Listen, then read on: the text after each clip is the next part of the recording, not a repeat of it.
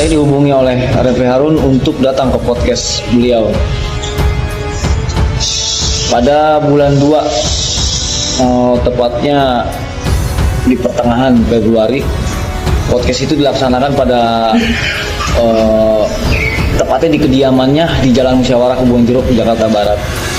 Isi podcast sejalan dengan pesan Habib sebelumnya dan sudah diketahui oleh Refli Harun, yaitu saya mengaku sebagai ex-napiter untuk mengangkat citra beliau dan sekaligus menyangkal bahwa saudara Munarman terlibat jaringan kelompok terorisme atau ISIS itu tidaklah benar.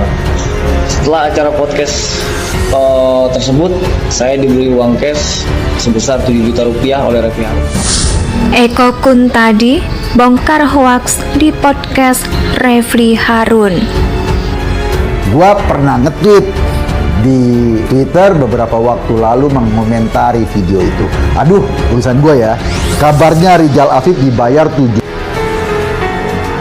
di podcastnya Refli Harun. Tujuannya mau membela Munarman atas arahan Bahar Smith dan Refli. Lo tahu apa reaksi Refli Harun terhadap tweet gue yang kemudian jadi berita di berbagai media? Gue bacain sedikit aja sih.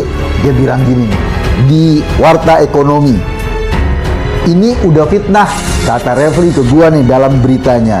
Tapi saya nggak mau main polisi-polisian. Yang penting, kata Refli, kita adu integritas saja. Kira-kira masyarakat mau percaya yang mana, Refli atau Eko Kun tadi? Nah, gitulah jawaban Refli Harun di media. Dan itu dikutip Warta Ekonomi. Jelas dong, kalau dibandingkan Refli sama Eko Kun tadi, orang mungkin percaya sama Refli Harun. Dia pakar tata negara.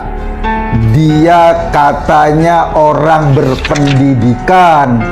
Dia bekas komisaris yang dicopot, komisaris BUMN loh. Dia juga punya podcast dengan sedemikian besar penonton atau subscriber. Refli ingin mengatakan bahwa dia lebih berintegritas, lebih jujur, lebih bisa dipercaya. Gua bukan siapa-siapa, jadi kita biarkan saja. Gua nggak pernah jawab. Dan kata Rijal Afif, Refli Harun tahu bahwa dia cuma napi pidana kelas coro, kayak nyolong jambu gitu deh, nyolong sendal, gitulah kelas-kelas coro. Jadi waktu di penjara, Rijal ketemu sama Bahar Smith. Dan saat itu Refli lagi besuk. Ketika ngomong-ngomong, disettinglah sebuah skenario agar si Rijal Afif ini menjadi narasumber. Dia harus berbohong, ngaku sebagai mantan napi teroris. Lalu bercerita bahwa kelakuan Bahar Smith itu kelakuannya, akhlaknya luar biasa. Nggak mungkin jadi teroris kalau ceramah bahasanya adem. Nggak pernah ada orang yang tersinggung. Rambutnya gondrong bukan karena dia pengen gondrong, tapi nggak sempet nyukur rambut. Mungkin kayak gitu deh. Dia bule bukan sengaja dibulein, tapi sering main panas-panasan. Gitulah kira-kira. Terus yang kedua, dia mau cerita bahwa Munarman sama sekali nggak terlibat teroris. Dia cerita seolah-olah dia mantan napi teroris. Nyatanya cecunguk ini cuma maling kelas teri, bandit kelas coro, kantong sampah, kata Iwan Fals. Gitu loh. Tiba-tiba Rijal Afif, sumber yang diwawancarai sama Refli Harun, cerita sendiri. Apa yang gua omongin di tweet dibenarkan oleh Rijal Afif. Ini pasti yang salah bukan Refli Harun. Kenapa? Karena Refli Harun adalah seorang pakar, seorang yang punya integritas luar biasa. Bahkan katanya dia cuma ngasih transport nggak sampai 500.000 ke Rijal Afif. Beda seperti yang pengakuannya Rijal Afif, dia dikasih 7 juta rupiah. Kalau ada dua yang bertentangan gini, terserah lo mau percaya yang mana. Percaya pada Refly Harun atau percaya pada Rizal Afief. Sama gue sih nggak percaya nggak apa-apa. Tapi ini laku loh. Dia adalah narasumber yang dijadikan narasumber oleh Refly Harun. Dia yang diwawancarai dan dia ngaku. Buktinya apa? Dia memang bukan napi teroris seperti yang disampaikan di podcastnya Refly Harun. Tonton kan video tadi? Nah, gue mau ngasih tahu. Tadi itu yang ngomong namanya Rizal Afief. Rizal ini pernah jadi narasumber di podcastnya Refly Harun. Lo denger dong cerita bagaimana Rizal berbohong dan kebohongannya itu diketahui sama Refly Harun. Dan Refly Harun ngundang dia di podcastnya untuk diwawancarai demi membela Munarman, demi membersihkan namanya Bahar Smith dengan bayaran 7 juta. Waktu video podcast itu viral dan beredar, gua sempet nulis di Twitter. Ya, sekarang video itu udah di take down, udah diturunin sama Refly Harun. Gua nggak tahu alasan kenapa video itu diturunin. Mungkin karena merasa ditelanjangi, merasa malu, jadi video itu diturunin. Apapun alasannya, ketika barang buktinya diturunin, berarti kemungkinan besar ada yang salah di situ. Sehingga apa? Sehingga informasi yang ada di podcastnya Refly Harun itu 152,7% hoax. Semuanya nggak bisa dipertanggungjawabkan kebenarannya. Maksud gue podcast yang sama si Rizal Afief itu. Kenapa? Karena identitas narasumbernya udah nggak benar, informasinya udah nggak benar, dan dia datang ke situ dibayar 7 juta untuk membuat sebuah skenario. Dan diakui sendiri loh oleh Rizal Afief, bukan gua loh yang ngarang, gua kan cuma lihat berita, dengerin podcastnya. Dan Refly Harun berkali-kali ngomong di podcastnya bahwa dia adalah integritas dan dia mau ngadu integritas sama Eko Kuntadi. Gua kalau diadu yakin gua pasti kalah. Gua ini siapa? Bukan siapa-siapa, bukan pakar, bukan orang yang ngerti juga tentang skenario permainan kebohongan kayak gitu. Gua cuma orang yang suka denger-denger. Ada podcast ini, bener gak sih infonya? Cross check kanan, cross check kiri, kok kayaknya ada yang aneh deh. Terus gua nulis. Eko Kuntadi mengatakan Rizal Afief narasumber yang diwawancarai sama Refly Harun di podcastnya. Rizal Afief membenarkan ceritanya. Apa yang saya omongin di Twitter dibenarkan oleh Rizal Afief. Ini pasti yang salah bukan Refly Harun. Kenapa? Ya karena Refly Harun adalah seorang pakar, orang yang punya integritas luar biasa. Bahkan katanya dia cuma ngasih transport nggak sampai 500.000.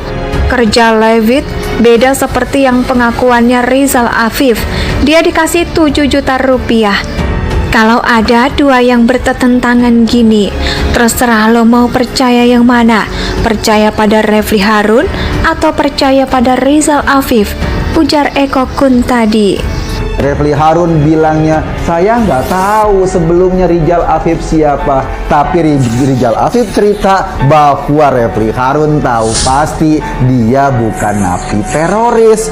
Dia cuma cecunguk kelas coro yang disemprot baygon pingsan. Sekelas itulah. Dan kemudian dia juga terlibat pidana penculikan anak-anak kecil. Semacam mungkin bakal dimangsa jadi pedofil kayak gitu deh. Ini kan agak mengerikan. Yang ingin gue sampaikan adalah, iya, podcast, katakanlah informasi-informasi yang sekarang misalnya gue sampaikan atas nama gue pribadi, gue bertanggung jawab informasinya. Kalau salah atau kalau sengaja berbohong, semestinya Refli punya tanggung jawab moral untuk menjelaskan kepada publik, oke, gua salah. Emang gua bayar Rizal Afif 7 juta dan gua menyuruh dia dengan skenario-skenario tertentu untuk membela Munarman dan Bahar Smith. Akui ke publik, tetapi kalau pura-pura ngeles sementara sumbernya sendiri udah ngomong clear kayak gitu, artinya apa? Artinya Anda selamanya mau bermain-main dengan kebohongan. Dan tentu saja konten-konten YouTube Anda yang lain, orang akan mempertanyakan kebenarannya. Karena untuk kelas coro kayak gini aja Anda mencoba-coba untuk berbohong, bahkan merekayasa informasi. Kenapa gue nulis? Biar orang atau publik nggak gampang ditipu sama kebohongan-kebohongan. Biar publik tidak gampang dibohongi oleh informasi-informasi hoax yang seolah-olah dilontarkan oleh pakar yang sebetulnya pakar sakit hati karena dipecat. Gitu loh. Gua mencoba untuk menyampaikan itu dan Refli Harun marah sama gua. Ya gua diam aja saat itu karena memang gua denger doang. Ternyata saudara-saudara, Rizal Afif sendiri sudah membuktikan omongannya, sudah menyampaikan informasinya tentang Refli Harun. Jadi sekarang PR-nya Refli Harun wajib membalas komentarnya Rizal Afif kalau dia tidak mau dikatakan sebagai pakar hoax. Kenapa? Karena apa yang disampaikan Rizal Afif dan yang disampaikan Refli Harun untuk meles itu berbanding kebalik 180 derajat. Rizal Afif bilangnya dibayar 7 juta, Refli Harun ngomongnya cuma transport nggak sampai 500 ribu. Jika Anda menginformasikan berita-berita hoax, berita-berita kebohongan, Anda seolah-olah tidak punya tanggung jawab moral, dan moralitas Anda lah yang harus bertanggung jawab terhadap kebodohan, terhadap hoax, terhadap informasi palsu yang sudah terlanjur Anda sebar. Pakai bilang saya nggak mau main polisi-polisian, ya jelas aja nggak mau. Wong tadi Rizal Afif aja udah cerita apa adanya. Kalau lapor polisi malah bukan kejeblos sendiri, kan kayak ular nyamperin ceweknya gitu loh. Kayak ular nyamperin pasangannya dipatok nanti sama polisi. Karena sebetulnya informasi yang Anda sampaikan itu bertentangan dengan kebenaran. Apakah benar kayak gitu? Gue juga nggak tahu pasti. Yang pasti sekarang informasi dari Refli Harun sebagai pewawancara dan Rizal Afif sebagai narasumber saling bertentangan. Dan fakta kedua, video itu sudah di take down, sudah diturunkan.